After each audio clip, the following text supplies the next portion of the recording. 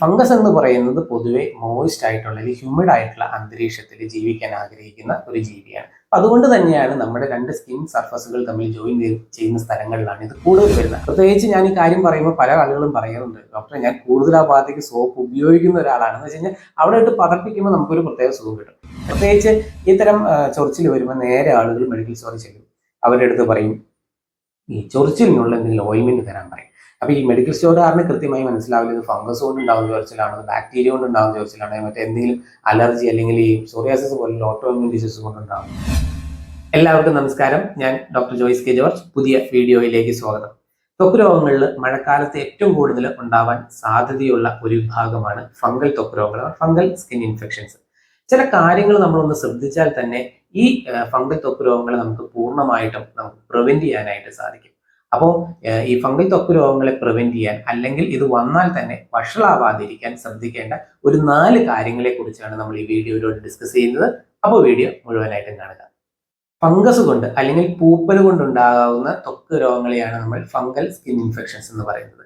ഇത് പല തരത്തിലുണ്ട്. ഉദാഹരണത്തിന് നമ്മുടെ കാലിന്റെ ഒടുവിൽ അല്ലെങ്കിൽ കഷത്തിലൊക്കെ വരുന്ന ടീനിയ ക്ലോറിസ് എന്ന് പറയുന്ന ഇൻഫെക്ഷൻ, അതുപോലെ തന്നെ തലയിൽ വരുന്ന ടീനിയ ക്യാപിറ്റിസ്, വളങ്കടി എന്ന് പറയുന്ന ടീനിയ പെഡിസ്, അതുപോലെ തന്നെ വട്ടച്ചൊറി എന്നറിയപ്പെടുന്ന ടീനിയ കോർപ്പോറിസ്, അങ്ങനെ പല പേരുകളിൽ ഇത് അറിയപ്പെടുന്നുണ്ട്. വളരെ ശക്തിയായ ചൊറിച്ചിലാണ് ഇതിന്റെ ഏറ്റവും വലിയ പ്രത്യേകത.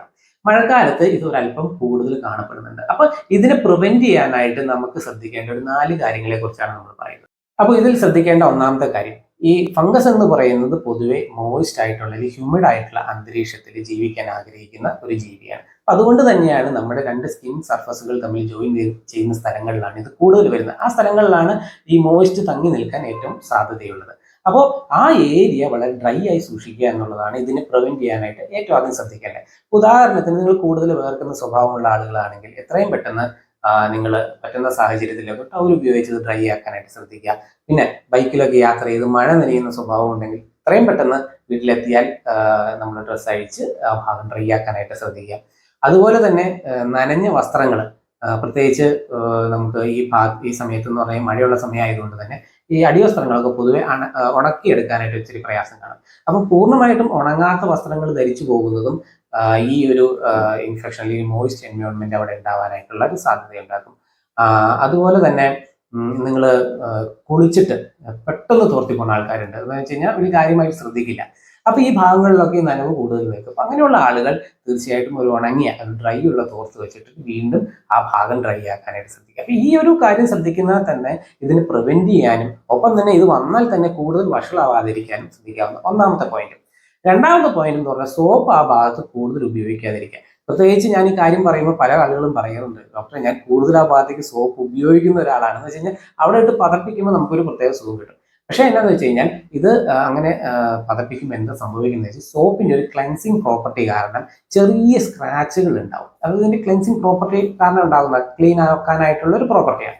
അപ്പൊ അതുകൊണ്ട് തന്നെ ചെറിയ സ്ക്രാച്ചുകൾ നമ്മൾ കാണാൻ പറ്റില്ല, നഗ്നനേത്രങ്ങളിൽ കാണാൻ പറ്റില്ല, ചെറിയ സ്ക്രാച്ചുകളാണ്. ഈ സ്ക്രാച്ചിലൂടെ ഈ അണുക്കൾ തൊട്ടടുത്ത ഏരിയയിലേക്ക് വ്യാപിക്കാനായിട്ടുള്ള സാധ്യതയുണ്ട്. അപ്പൊ അതുകൊണ്ട് തന്നെ സോപ്പ് ആ ഭാഗത്തിട്ട് പതപ്പിക്കരുത്. നമുക്ക് ഉപയോഗിക്കാവുന്ന മെഡിക്കേറ്റഡ് സോപ്പൊക്കെ ഉണ്ട്. ഈ മെഡിക്കേറ്റഡ് സോപ്പ് ആണെങ്കിൽ പോലും കൂടുതൽ പതപ്പിക്കുന്നത് അത്ര നല്ലതല്ല. മൂന്നാമത്തെ കാര്യം എന്ന് വെച്ച് കഴിഞ്ഞാൽ ഈ ലോഷനൊക്കെ ഉപയോഗിച്ച് അടിവസ്ത്രങ്ങൾ കഴിയുന്ന സ്വഭാവമുള്ള ആളുകൾ, ഈ ഡെറ്റോളൊക്കെ ഉപയോഗിച്ച്, അപ്പൊ അങ്ങനെയുള്ള സ്വഭാവമുള്ള ആളുകൾ ഈ ഡെറ്റോൾ ഉപയോഗിക്കുന്നത് അത്ര നല്ലതല്ല. കാരണം എന്ന് വെച്ച് കഴിഞ്ഞാൽ ഡെറ്റോൾ എന്നല്ല, പൊതുവെ ലോഷൻസ് ഉപയോഗിക്കുന്നത് അത്ര നല്ലതല്ല. കാരണം എന്ന് വെച്ച് കഴിഞ്ഞാൽ ഇതിന്റെ എന്തെങ്കിലും അംശം അടിവസ്ത്രത്തിൽ ഉണ്ടെങ്കിൽ അതൊരു ഇറിറ്റന്റ് ആയിട്ട് പ്രവർത്തിക്കുകയും അതിനുശേഷം ഒരു സെക്കൻഡറി ഫംഗൽ ഇൻഫെക്ഷൻ പെട്ടെന്ന് ഡെവലപ്പ് ചെയ്യാനായിട്ടുള്ള സാധ്യതയുണ്ട്. നിങ്ങൾക്ക് സോപ്പിട്ട് കഴുകി ഉണക്കിയെടുത്താൽ തന്നെ നിങ്ങളുടെ അടിവസ്ത്രങ്ങളെല്ലാം തന്നെ അണുവിപ്പാവും. അതുകൊണ്ട് തന്നെ ഇത്തരം ലോഷൻസ് ഉപയോഗിക്കുന്ന സ്വഭാവം ഉണ്ടെങ്കിൽ അത് ഒഴിവാക്കുക.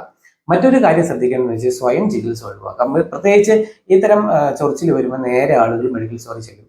അവരുടെ അടുത്ത് പറയും ഈ ചൊറിച്ചിലിനുള്ള എന്തെങ്കിലും ഓയിൻമെന്റ് തരാൻ പറയും. അപ്പൊ ഈ മെഡിക്കൽ സ്റ്റോറുകാരന് കൃത്യമായി മനസ്സിലാവില്ല ഇത് ഫംഗസ് കൊണ്ട് ഉണ്ടാകുന്ന ചൊറിച്ചിലാണോ, ബാക്ടീരിയ കൊണ്ട് ഉണ്ടാകുന്ന ചൊറിച്ചിലാണോ, മറ്റെന്തെങ്കിലും അലർജി അല്ലെങ്കിൽ ഈ സോറിയാസിസ് പോലുള്ള ഓട്ടോഇമ്യൂൺ ഡിസീസ് കൊണ്ടുണ്ടാകുന്നത്. അപ്പൊ അവരെന്താ ചെയ്യേണ്ടത്, അവർ ഇതിന്റെ ഒരു കോമ്പിനേഷൻ ആയിട്ടുള്ള ഒരു ഓയിൻമെന്റ്, ഒരു ആന്റിബയോട്ടിക്, ഒരു സ്റ്റിറോയിഡ്, ഒരു ആന്റി ഫംഗൽ, ഇതെല്ലാം കമ്പൈൻ ചെയ്തിട്ടുള്ള ഒരു ഓയിൻമെന്റ് ആണ് തരുന്നത്. ഇത് പറ്റുമ്പോൾ നിങ്ങൾക്ക് ആശ്വാസം ഉണ്ടാകുകയും ചെയ്യും. കാരണം ഇതിന്റെ അകത്ത് ഓൾറെഡി ഒരു ആന്റി ഫംഗൽ മരുന്നുണ്ട്. പക്ഷെ ഇവിടെ എന്താ സംഭവിക്കുന്നത്, സ്റ്റിറോയിഡിന്റെ സാന്നിധ്യം ഉള്ളത് കൊണ്ട് തന്നെ ഇത് പിന്നീട് ഈ ത്വക്കിന്റെ ഒരു പ്രതിരോധ ശേഷിയെ ബാധിക്കുകയും ഈ ഇൻഫെക്ഷൻ പെട്ടെന്ന് തന്നെ തിരിച്ചു വരാനായിട്ടുള്ള ഒരു സാധ്യത ഉണ്ടാക്കുകയും ചെയ്യും. തന്നെ തീർച്ചയായിട്ടും നിങ്ങൾ അത്തരം ചികിത്സാ രീതികളിൽ മെഡിക്കൽ സ്റ്റോറിൽ ചെന്ന് ഡോക്ടർ നിർദ്ദേശപ്രകാരമില്ലാതെ മരുന്നുകൾ മേടിച്ച് ഉപയോഗിക്കുന്ന സ്വഭാവം ഉണ്ടെങ്കിൽ അത് ചെയ്യാതിരിക്കുകയും ചെയ്യാം. ഇനി ഇത് വന്നാൽ നമുക്ക് ഫസ്റ്റ് എയ്ഡ് ആയിട്ട് വീട്ടിൽ നമുക്ക് എന്ത് ചെയ്യാൻ പറ്റുമെന്ന് നോക്കാം. ആയുർവേദത്തിൽ നമ്മൾ നോക്കുമ്പോൾ ഈ ആന്റി ഫംഗൽ എന്നല്ല, പൊതുവെ ആന്റി മൈക്രോബിയൽ പ്രോപ്പർട്ടി ഉള്ള ഒരുപാട് പ്ലാന്റ്സ് ഉണ്ട്. ഉദാഹരണത്തിന് കണിക്കൊന്ന, അതുപോലെ തുളസി, ആര്യവേപ്പ്, മഞ്ഞൾ, ഇതെല്ലാം തന്നെ ഈ അണുക്കളെ എതിർക്കാൻ ശേഷിയുള്ള പ്ലാന്റ്സ് ആണ്. അപ്പൊ ഇതിന്റെ ഇലകൾ എടുത്ത് നമുക്ക് വെള്ളത്തിൽ തിളപ്പിച്ച് ആ വെള്ളം കൊണ്ട് ചെറിയ ധാര പോലെ ആ ഭാഗം കഴുകുന്നത് എപ്പോഴും നല്ലതാണ്. ചെറിയ രീതിയിൽ ഇത് അരച്ചിടുന്നത് നല്ലതാണ്. അപ്പൊ ഞാൻ പറയുന്നത് ഒരു ഫസ്റ്റ് എയ്ഡ് ആയിട്ട് നമുക്ക് ഉപയോഗിക്കാം. ഇതുകൊണ്ട് നമുക്ക് പ്രയോജനം കിട്ടിയില്ലെങ്കിൽ തീർച്ചയായിട്ടും നിങ്ങൾ ഒരു അംഗീകൃത ഡോക്ടറുടെ നിർദ്ദേശപ്രകാരം മരുന്ന് കഴിക്കേണ്ടതായിട്ടുണ്ട്. ഇനി ചില ആളുകളിൽ ഈ ഫംഗൽ ഡിസീസസ് വരാൻ വളരെ സാധ്യത കൂടുതലുള്ള ഒരു വിഭാഗക്കാരുണ്ട്. അത് മാത്രമല്ല, ഇത് വന്നാൽ തന്നെ ഇത് ചികിത്സിച്ച് മാറ്റാൻ കുറച്ച് പ്രയാസമുള്ള ആളുകളുണ്ട്. അപ്പൊ അവർ ഏതൊക്കെയാണെന്ന് നോക്കിക്കഴിഞ്ഞ് കഴിഞ്ഞാൽ, പ്രത്യേകിച്ച് ഈ ക്രോണിക് ആയിട്ടുള്ള ഡയബറ്റിക് രോഗികൾ, വളരെ വർഷങ്ങളായിട്ട് ഡയബറ്റീസ് ഉള്ള ആളുകളിൽ, പ്രത്യേകിച്ച് അൺകൺട്രോൾ ആയിട്ട് നിൽക്കുന്ന ആളുകളിൽ പൊതുവെ ഈ ഈ ഫംഗൽ ഇൻഫെക്ഷൻസ് വരാൻ കൂടുതൽ സാധ്യതയുണ്ട്. അതുപോലെ തന്നെ സ്റ്റിറോയിഡ് മരുന്ന് ഉപയോഗിക്കുന്ന ആളുകൾ, പ്രത്യേകിച്ച് മറ്റെന്തെങ്കിലും അസുഖത്തിന് വേണ്ടി സ്ഥിരമായി സ്റ്റിറോയിഡ് മരുന്ന് ഉപയോഗിക്കുന്ന ആളുകൾക്ക് പൊതുവെ ഇത്തരം ഇൻഫെക്ഷൻസ് വരാൻ സാധ്യതയുണ്ട്. അത് മാത്രമല്ല, നമ്മളിത് ചികിത്സിച്ചാൽ ഇത് റെസ്പോണ്ട് ചെയ്യാനും പാടാണ്. അതുപോലെ തന്നെ ഈ ആന്റി ക്യാൻസർ ഡ്രഗ് ഉപയോഗിക്കുന്നവർ, ഇമ്മ്യൂണോ സപ്രസൻസ്, പ്രത്യേകിച്ച് അവയവമാറ്റ ശസ്ത്രക്രിയയൊക്കെ നടത്തുന്ന ആളുകൾ ഇമ്മ്യൂണോ സപ്രസൻസ് ഉപയോഗിക്കുന്ന ആളുകളായിരിക്കും. അവരിലും ഈ ഇൻഫെക്ഷൻസ് പെട്ടെന്ന്, പ്രത്യേകിച്ച് ഫംഗൽ ഇൻഫെക്ഷൻസ് പെട്ടെന്ന് വരാൻ സാധ്യതയുള്ള ആളുകളാണ്. അപ്പൊ അങ്ങനെയുള്ള ആളുകൾ തീർച്ചയായും ഞാൻ മുമ്പ് പറഞ്ഞ 4 കാര്യങ്ങൾ പ്രത്യേകം ശ്രദ്ധിക്കേണ്ടതായിട്ടുണ്ട്. പൊതുവെ ത്വക്ക് രോഗങ്ങളിൽ ഏറ്റവും ഈസി ആയിട്ട് ചികിത്സിച്ച് മാറ്റാൻ പറ്റുന്ന ഒരു അസുഖമാണ് ഈ ഫംഗസ് കൊണ്ടുണ്ടാകുന്ന ത്വക്ക് രോഗങ്ങൾ. അപ്പൊ തുടക്കത്തിൽ തന്നെ കൃത്യമായി ചികിത്സ ചെയ്താൽ തന്നെ ഒരാഴ്ച കൊണ്ട് തന്നെ നമുക്ക് ഈസി ആയിട്ട് ഇത് മാറ്റിയെടുക്കാനായിട്ട് സാധിക്കും. പക്ഷെ നിങ്ങളത് വലിയ കാര്യമായിട്ട് ശ്രദ്ധിക്കുന്നില്ല, അത് കുറച്ച് വഷളായതിനു ശേഷം വരുന്നതെങ്കിൽ തീർച്ചയായിട്ടും അതിനനുസരിച്ച് സമയമെടുക്കും. അപ്പോൾ ഈ ഒരു സമയത്ത്, മഴക്കാലത്ത് ഏറ്റവും ഉണ്ടാവാൻ സാധ്യതയായിട്ടുള്ള ഒരു അസുഖമാണ് ഈ ഫംഗസ് കൊണ്ടുണ്ടാകുന്ന ത്വക്ക് രോഗങ്ങൾ. പ്രത്യേകിച്ച് ഇത് വന്നാൽ തന്നെ ആളുകൾ അത്ര പറയാനായിട്ട് മടിക്കും. പ്രത്യേകിച്ച് ഒടുവിലൊക്കെ ചൊറിച്ചിലാകുമ്പോൾ പുറത്ത് പറയാനായിട്ടൊക്കെ ഒരുപാട് മടി കാണും. അപ്പം ഈ ഒരു ഇൻഫോർമേഷൻ, ഇതിനെ പ്രിവെന്റ് ചെയ്യാൻ ശ്രദ്ധിക്കേണ്ട കാര്യങ്ങൾ അടങ്ങുന്ന ഈ ഒരു ഇൻഫോർമേഷൻ നിങ്ങൾക്ക് പരമാവധി ആളുകളിലേക്ക് ഷെയർ ചെയ്ത് കൊടുക്കുക. കാരണം എന്ന് വെച്ച് കഴിഞ്ഞാൽ പലപ്പോഴും ആളുകൾക്ക് ഒരുപാട് പ്രയോജനം ചെയ്യും, ഈ ഒരു മഴക്കാലത്ത് പ്രത്യേകിച്ച്. അപ്പോൾ അതുപോലെ തന്നെ എന്തെങ്കിലും സംശയം ഉണ്ടെങ്കിൽ കമന്റ് ചെയ്യുക, വീഡിയോ ഇഷ്ടപ്പെട്ടാൽ ലൈക്ക് ചെയ്യുക. അപ്പോൾ മറ്റൊരു വീഡിയോയുമായി കാണാം. Thank you.